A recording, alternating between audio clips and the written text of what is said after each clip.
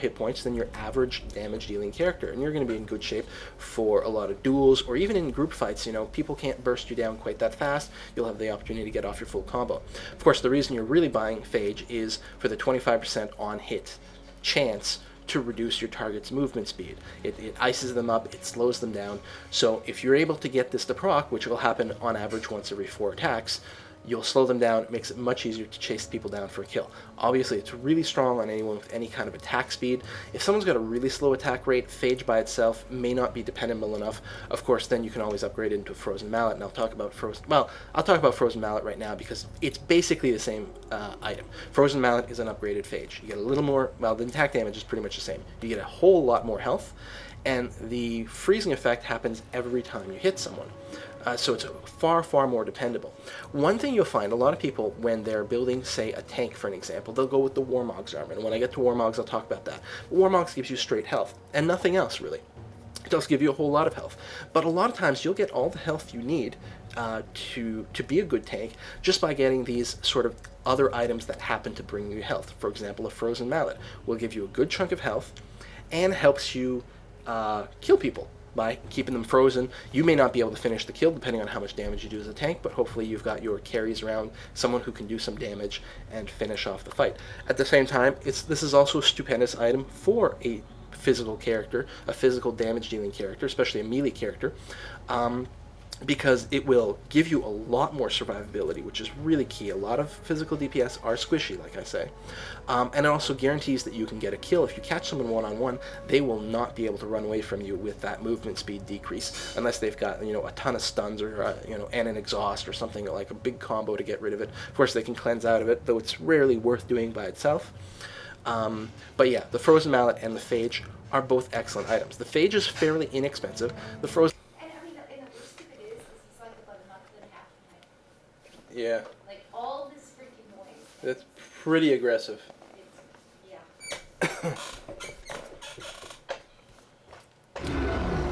Alright, here goes. Alright folks, I got cut off there because I forgot that I have to move my character around from time to time or I'm going to get disconnected. Also, I didn't have any AI bots put into the game, so that may have affected things as well. So let's continue where we left off, which was basically just finishing up the the Frozen Mallet, which is an excellent choice for lots of people. And listen, if you're playing a DPS character and you're finding yourself too squishy, try getting a Frozen Mallet from time to time. It'll really help you get the ganks, and it will help you get a lot tougher. Moving on, Catalyst Protector, excellent item, and I'm going to refer back to the Catalyst in a moment when I talk about the what is it called? The Philosopher's Stone.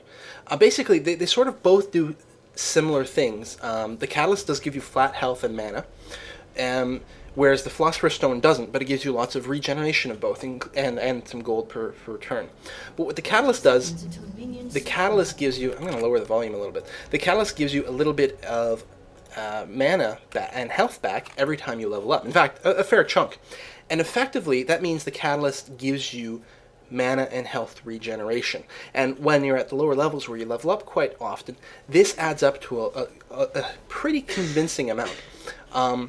It's an excellent item to get for any caster because you can combo it. If you're building it early, which is the time that the Catalyst is best, you can then build into Rod of Ages, which is another fantastic item to have as any spellcaster, and another important item to get very early. As a DPSer or a tank, generally speaking, you're not going to end up building Catalyst unless you're going to be building it up to a Banshee's Veil later. But a Banshee's Veil is an extraordinarily powerful item, so it's a good thing to get. Anyway, all that to say, the Catalyst on its own is not necessarily something you're going to be targeting, but as an intermediary step to something else, it's amazing. And it does effectively give you a considerable amount of health and mana regeneration, so much so that the Philosopher's Stone is really kind of an obsolete item, and I'll talk about that more when I get to it. Next item, Haunting Guise. And Haunting Guise was recently redone, and it's quite a good item now. It gives you... the same ability power and health as the basic items that take to create it, so no change there. And on top of that, you're paying 575 gold to produce the recipe. Now, what does that give you for 575 gold? Well, it gives you a pass with 20 magic resist, which is awesome. Magic penetration, not magic resistance. Magic penetration is an amazing stat that gives you so much bonus damage. In fact, point for point, magic or armor penetration tends to give you a lot more than ability power or attack damage. It's a really valuable stat, and it also stacks really well with other such items. Because one of the things that beginners may not be aware of, magic penetration can actually bring you into the negatives. Let's say you had someone with 10 magic resistance, and you had this item that gives 20 magic penetration. Well, it actually brings them effectively to minus 10 magic resistance and multiplies all your damage. Point for point, penetration gives you a lot more damage than anything else, so that's awesome. In addition to that, it gives you the 10% spell vampirism, which is to say, any damage that your spell makes, 10% of it gets added to you as health. This is basically the equivalent of the lifesteal items that a physical DPSer has. It's not a tremendous effect. That 10% doesn't actually add up to that much, but it does add up to something. I mean, it's nice. It's a nice bonus. That's not what you get this item for. You get this item for the magic penetration. Is more or less what's going on. The spell vampirism is nice in the early stage when you're laning. It will not often save you too much in a group fight. Definitely not soloing. In a group fight with enough AoE, perhaps, but yeah, anyway, excellent item. Really good. The only downside to it, I suppose, is that for a single slot, it's not doing that much. So at a certain point in the game, it might be not doing enough for you. If it's a really long game, you might conceivably end up selling this and buying a much more expensive item for that slot. But that doesn't really come up. So it's a really good item. It's something that's definitely worth rushing early on. You could go right away. Amplifying Tome is your first item, your first trip back to town, finish the hunting guys. You can't go wrong with it. There's absolutely nothing wrong with that choice on virtually any spellcaster. It gives you a lot more survivability because of that health, especially since you don't have a lot. And again, if you combo Doran's Ring plus this, you're going to have a really respectable amount of health for a spellcaster. Next item, Aegis of the Legion. One of my favorite items in the game, bar none. This thing is awesome, okay? And it's something every team should have, and you should have it before your very first group fight. Because it has such a huge effect. There's so many games, I get to the end of it, and I look at either team, and no one's got an Aegis of the Legion, and that is a huge waste. This has such a huge effect.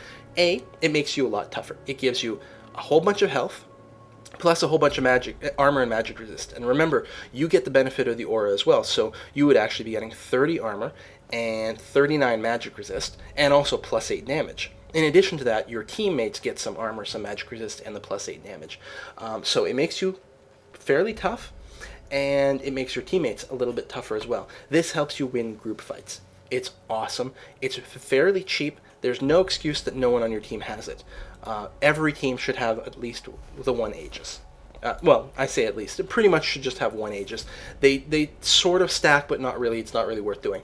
One Aegis, definitely the way to go, though. I can't recommend it enough. The only tricky part is finding the right person to carry it, because it's sort of a downside for one of your carries to have it, because your carry should really be focusing on things that really let them like insta-kill people as fast as possible, and maybe increase their personal resistance a lot. So this is something that is really good for a tank to carry, and some types of support characters is also really good. As a tank, I do like to build it because it gives me the health, gives me the armor, the magic resist, so I find it really helpful, and it encourages people to stick near you. Tell people, hey, I have an Aegis, so let's group up and just follow me, and you'll get the buff and we'll win. It's awesome. Soul Shroud. Soul Shroud gives you a bunch of health, gives mana regen aura, and a cooldown reduction aura. It's really good. It's actually not bad just for yourself, but obviously it's much, much stronger when you're with someone and it gets increased. This is the sort of item that a support character carries, for a couple of reasons. One, most support characters can use the mana regen and the cooldown reduction so that, if you're talking about Morgana, she's got her black shield up more often, or her stun up more often. Janna can, whirlwind more often. All these little things. It's a really good item for those kinds of people. I also really like to build it on Alistar, because Alistar, it gives them a lot of health, and that's something support characters are often lacking. They're pretty squishy, so give them the health. And on Alistar, it gives them health, helps them become more tanky, and he can really make good use of the mana and cooldown reduction to spam his heal more often. And Alistar does okay without much in the way of dedicated tanking items, because he's got his ultimate, makes him so tough. He's got AoE stuns by itself, so he's a really good champion all on his own. and so he's a good carry for this sort of things, or support character. If you're playing a pure support Soraka, for example, this would not be a bad item to get.